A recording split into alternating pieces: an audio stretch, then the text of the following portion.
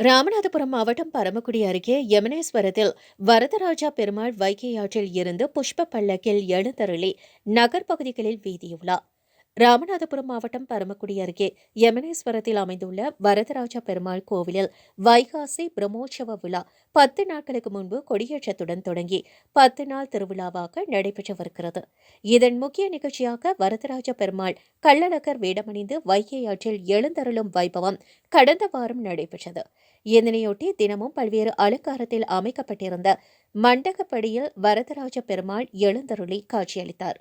இதனைத் தொடர்ந்து நிறைவு நாள் புஷ்ப பல்லக்கில் வைகை ஆற்றில் இருந்து எழுந்தருளிய வரதராஜ பெருமாள் யமுனேஸ்வரம் ஜேவா நகர் மற்றும் நகர் பகுதிகளில் வீதியுலா வந்து காலை வரதராஜ பெருமாள் கோவிலை சென்றடைகிறார்.